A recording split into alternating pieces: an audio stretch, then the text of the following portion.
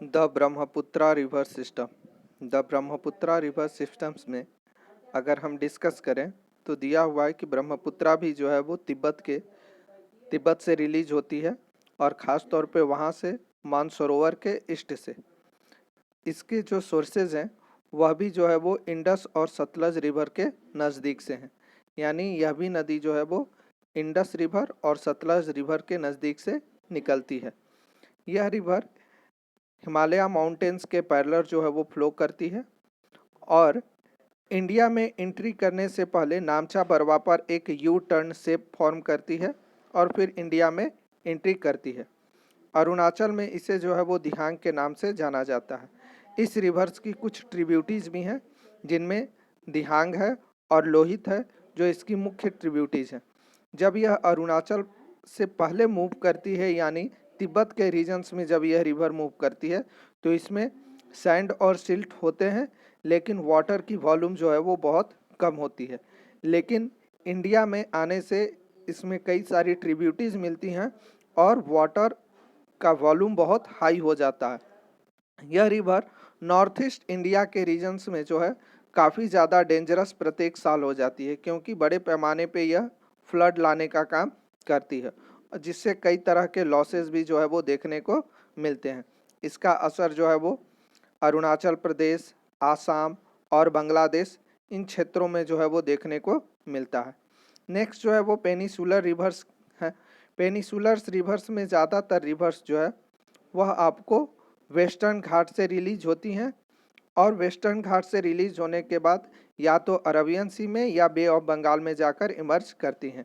इनमें जो है वो महानदी, गोदावरी, कृष्णा, कावेरी, ये सारी नदियां जो है वो आपको ईस्टवर्ड फ्लो करती हैं, जबकि वहीं आपको नर्मदा, तापी, साबरमती, पेरियार ये सारी नदियां वेस्ट में फ्लो करती हैं और अरबियन सी में जाकर इमर्ज करती हैं।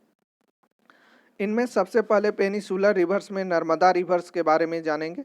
नर्मदा रिवर्स जो है वो अमरकंटक मध्य प्रदेश के पहाड़ों से निकलती है और वेस्ट की तरफ मूव करते हुए अरबियन सी में जाकर इमर्ज करती है। यह जो है वो पिक्चर्सक्यू लोकेशंस का निर्माण करती है। खास तौर पे जो है वो इस नदी का एक महत्वपूर्ण धुआंधार फॉल है, यानी इस नदी के द्वारा धुआंधार फॉल का फॉर्मेशन किया जाता है।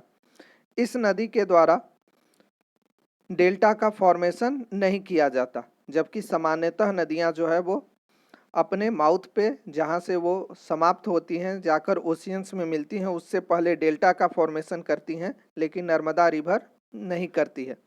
नर्मदा रिवर्स जो है वो रिफ्ट वैली से होकर गुजरती है। तापी रिवर्स भी जो है वो आपको मध्य प्रदेश के सतपुरा रेंज के नज़दीक बैतूल डिस्ट्रिक्ट से जो है वो निकलती है और यह भी वेस्टवर्ड फ्लो करती है, यानी वेस्ट डायरेक्शंस की तरफ, और जाकर अरबियन सी में इमर्ज कर जाती है।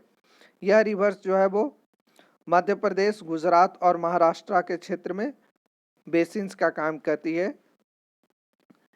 यह भी रिवर्स जो है वो आपको रिफ्ट वैली से होकर गुजरती है और इसके भी द्वारा डेल्टा का फॉर्मेशन नहीं किया जाता है।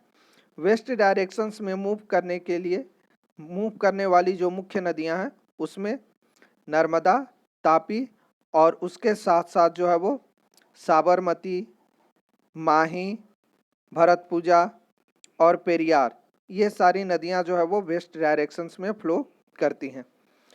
जो भी नदियां वेस्ट डायरेक्शंस में फ्लो करती हैं, वेस्ट डायरेक्शंस में वेस्टर्न घाट के साइड जो है वो हाइट ज़्यादा होने पर इनके पानी के फ्लो, वाटर फ्लो जो है वो स्लो होते हैं, जिसके कारण ये डेल्टा का फॉर्मेशन नहीं करती हैं। जबकि वहीं ईस्टवर्ड फ्लो करने वाली नदियां डेल्टा का फॉर्मेशंस करती हैं। आप मैप में भी देख सकते हैं, यहाँ से मैप में समझ में आ जाएगा कि यहाँ पर जो भी नदियों को रिप्रेजेंट किया गया है, जैसे कि ये हो गया नर्मदा, उसके नीचे तापी और पेरियार, भरतपुंज, ये सारी छोटे स्ट्रीम्स हैं, इसलिए इनको जो है वो मैप में नहीं दिखाया गया।